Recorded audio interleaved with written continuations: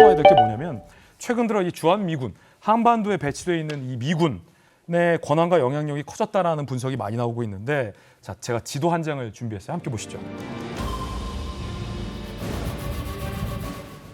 자, 제가 지도 한 장을 준비했어요. 함께 보시죠. 주한미군이 내부의 교육 자료로 실은 지도인데 이상한 점 못 느끼셨나요? 한반도 지도가 거꾸로 180도 거꾸로 돼 있죠.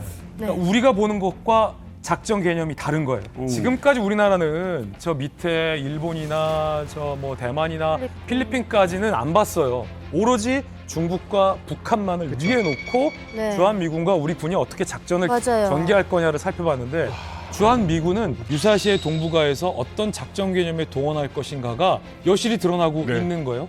그럼 보세요.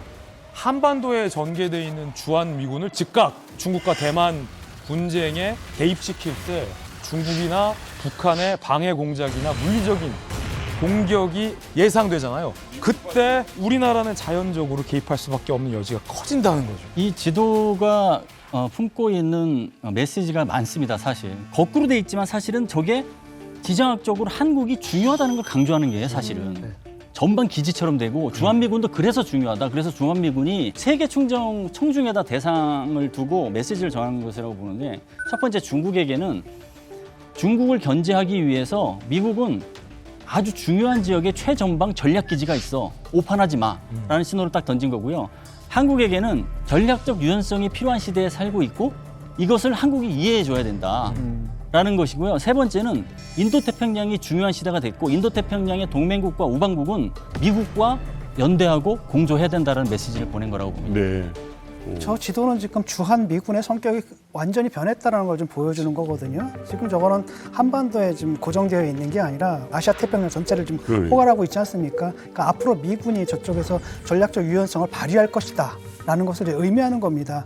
사실 그 전까지만 해도 한 10년 전, 20년 전까지만 해도 미군의 의미는 인계철선이었거든요. 휴전선 근방에 딱이 있어가지고 북한이 침공을 할 경우 자동 개입을 하는 그런 인계철선이라고 했는데 그래서 북한의 침략을 막는 게 주요한 목적이었습니다. 네. 그랬는데 지금 주한미군은 인계철선이 아니라 쉽게 말하면 동아시아에서 벌어지고 있는 온갖 종류의 군사적 분쟁에 아주 신속하게 개입할 수 있는 신속기동군 의 성격으로 지금 변화했습니다. 근데 그런 가운데서 그렇다면 이제 한국군과 미군의 협력의 성격도 다시 달라질 수밖에 없는 거죠. 참 지도에서의 우리나라의 위치를 보니까 절묘하네요. 21세기의 세계 열강의 가장 큰 부딪힘이 있는 공간 내에서의 가장 핵심적인 지정학적 위치에 정확하게 들어가 있다는 생각이 드네요.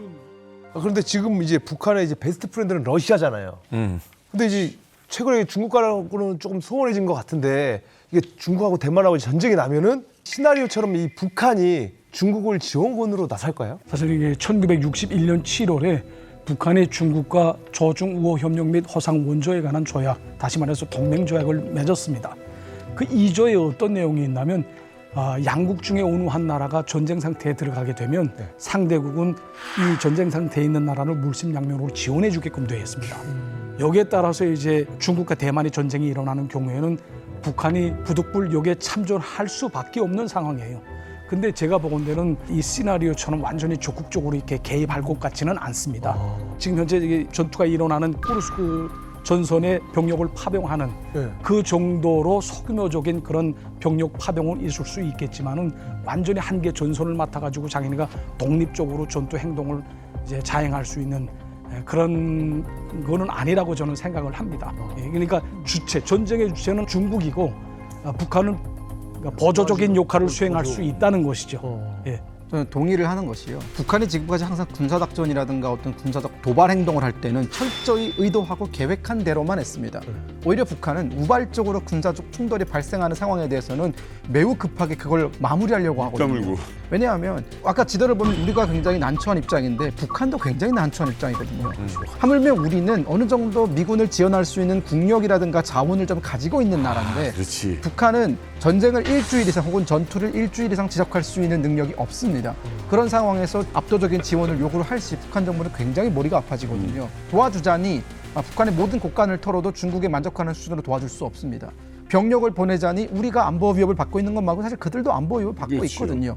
그렇기 때문에 북한 입장에서는 뭔가 여기에 대해서 주도적으로 군사적 공세에 나서기보다는 최대한 상황을 관리하면서 도발을 하되 나 했다 정도의 신용만 낼 수 있는 도발만 할 것이라는 생각이 듭니다. 그 북한이 중국을 제대로 돕고 뭐 이런 차원이 아니라 오히려 신경 쓰게 만드는 거. 예를 들어서 휴전선 근처 어디에서 어정쩡한 뭐 발포 신경 쓰이게 만드는 그런 도발은 또 하지 않을까요? 군사적인 용어로 그걸 제2전선 형성이라고 하는데요. 네.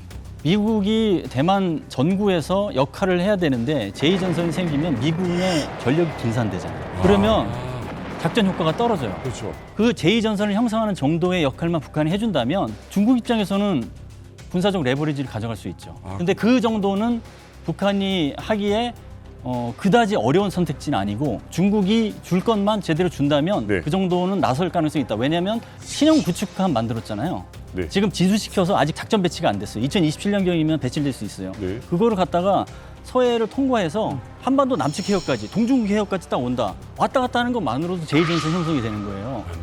그러면 그 상황에서 주한 미군이 그냥 임의적으로 나간다 그러면 동맹의 반기 문제가 생길 것이고 선택지가 굉장히 복잡하게 만들어져요. 그러면은 전략적인 우위, 그다음에 군사적인 효과 이런 측면에서 북한에 상당한 도움을 받는 거라고 판단할 수 있죠. 여기서 지금 그런 상황이 일어났을 때 북한이 이것을 공세적인 기회로 볼 것이냐 아니면 수세적인 회피를 취할 것이냐 둘로 나눠볼 수 있거든요. 그래서 미 전쟁대학에서 2025년 보고서에서 미국과 중국의 대리전 혹은 전면전 양상으로 간다면 그 틈을 북한이 공세적인 기회로 오판할 가능성이 있다고 얘기를 하면서 가능한 상황이 해상이든 지상이든 무력 시위 방법이 하나가 있고 심리적인 경계선을 침범할 것이다 그런 얘기를 했어요.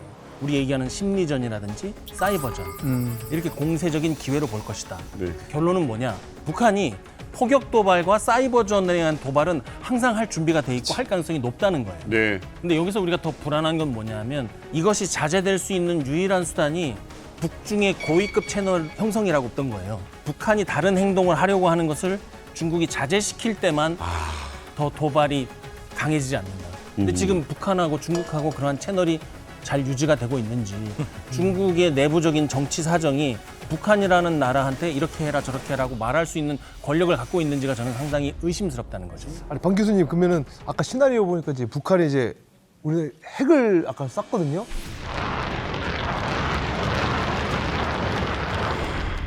이게 실제로 이제 벌어질 수 있는 일인가요? 사실 여기서 저위력 핵무기를 쐈잖아요. 저위력 핵무기는 보통 5에서 7킬로톤 정도인데 미국이 일본에 이제 투하했던 폭탄이 15킬로톤 정도예요. 그게 이제 지금으로 따지면 전술핵 수준인데 전술핵의 3분의 1 정도 되는 강도예요.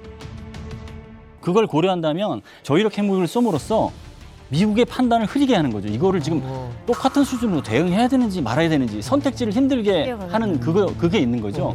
그런 측면에서 보면 전혀 배제할 수 없는 시나리오고 그럼에도 불구하고 어쨌거나 저위력 핵무기도 핵무기이기 때문에 최후의 카드임에는 분명해요. 첫 번째는 중국하고 러시아의 전략적 지원입니다. 저위력 핵무기를 쏘면서 아유 내 친구 중국 러시아가 미국이 핵무기를 쏘지 않게 뒤에서 딱 탄탄하게 지켜준다면 쏠만하지 이런 판단하게 될 것 같아요. 근데 지금 러시아가 북한을 도와주고 북한이 러시아를 도와주는 거 보면 그 정도는 상쇄시킬 정도의 의지가 있어 보여요. 그리고 중국이 대만을 진짜 접수를 하고 싶다면 그래서 북한이 제2전선을 형성해 줄 정도라면 미국이 북한을 상대로 북한 정권 종말되게끔 전술핵 타격을 하는 것을 막아주겠다는 의지가 있을 것 같아요. 그래 전략적 환경이 조성되고 그런 판단이 되면 마지막으로 저위력 핵무기를 씀으로써 핵 프로그램을 이제 완성한다. 완성점을 찍었다. 이제는 그 누구도 비핵화라는 말 자체도 못한다. 이미 핵무기를 한번 쐈기 못 때문에. 건드린다. 그래서 그런 연계에 융합되면서 사실은 네. 쓸 가능성도 전혀 배제할 수 없는 게 현실이고 너무- 이런 시나리오를 통해서 이걸 어떻게 막아야 될지 네. 답안을 찾는 게 중요한 것이죠. 어쨌거나 대만에서 일어난 일인데 우리나라도 전쟁이 일어나거나 전쟁이 일어날지도 모르는 어떤 긴장 상태에 있는 한반도가 될 수밖에 없어요. 지금 보니까. 어쩔 수 없이. 그죠? 근데 이런 안보적인 측면뿐만이 아니라 사실은 이제 중국과 대만 우리가 이 전쟁에 직접적으로 관여하지 않는다 할지라도 네.